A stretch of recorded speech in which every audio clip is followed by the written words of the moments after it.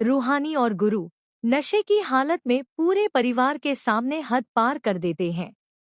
उनकी बदतमीजी और दादी का मजाक उड़ाना घर की इज्जत को गहरी चोट पहुंचाता है।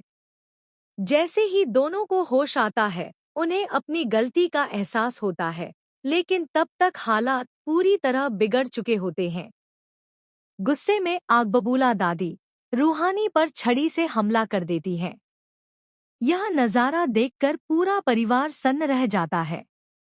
गुरु तुरंत आगे बढ़कर रूहानी को बचाने की कोशिश करता है और खुद दादी के वार अपने ऊपर झेल लेता है। वह बार बार दादी को समझाने की कोशिश करता है, लेकिन दादी का गुस्सा शांत होने का नाम ही नहीं लेता। इसी बीच कहानी में आता है सबसे बड़ा धमाका। गुरु का अचानक किडनैप हो जाता है और उसके शरीर पर बम बांध दिया जाता है। यह खबर सुनकर पूरे परिवार के होश उड़ जाते हैं। डर और घबराहट के बीच रूहानी एक बड़ा फैसला लेती है। वह अकेले ही गुरु को बचाने निकल पड़ती है। हर खतरे को नजरअंदाज करते हुए वह उस जगह तक पहुंच जाती है जहां गुरु को बंदी बनाकर रखा गया है। अपनी जान की परवाह किए बिना रूहानी मोबाइल की मदद से बम को डिफ्यूज करने की कोशिश करती है और आखिरी पल में कामयाब होकर गुरु की जान बचा लेती है। लेकिन घर में हालात अभी भी तनाव से भरे हुए हैं। दादी अपने गुस्से में रूहानी को सख्त सजा देने का फैसला करती है। वह उसे खुद को छड़ी से मारने का आदेश देती है।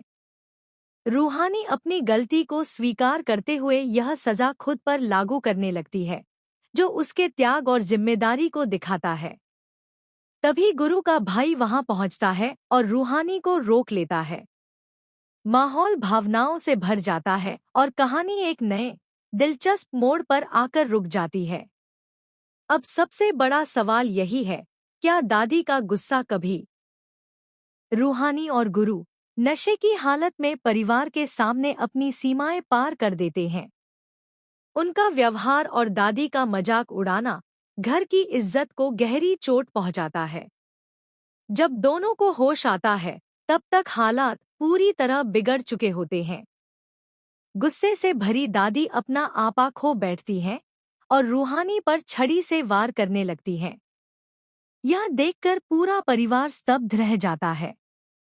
गुरु तुरंत आगे आकर रूहानी को बचाने की कोशिश करता है और खुद दादी के वार अपने ऊपर ले लेता है। वह दादी को शांत करने की कोशिश करता है, लेकिन उनका गुस्सा कम नहीं होता। इसी बीच कहानी में एक खतरनाक मोड़ आता है। गुरु का अपहरण हो जाता है और उसकी जान गंभीर खतरे में पड़ जाती है। यह खबर पूरे परिवार को हिला देती है। डर और तनाव के बीच रूहानी हिम्मत जुटाती है और गुरु को ढूंढने निकल पड़ती है। हर खतरे को नजरअंदाज करते हुए वह उस जगह तक पहुंच जाती है जहां गुरु को बंदी बनाकर रखा गया है। अपनी जान की परवाह किए बिना रूहानी उसे बचाने की पूरी कोशिश करती है और समय रहते उसे मौत के जाल से बाहर निकाल लाती है। लेकिन घर में हालात अभी भी शांत नहीं हुए हैं। दादी का गुस्सा बरकरार है और वह रूहानी को कड़ी सजा देने का फैसला करती है।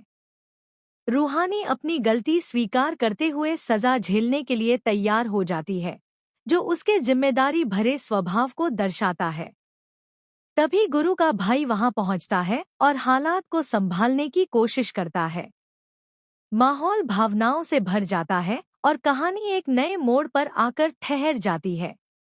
अब देखने वाली बात यह होगी कि क्या दादी का गुस्सा कभी शांत होगा।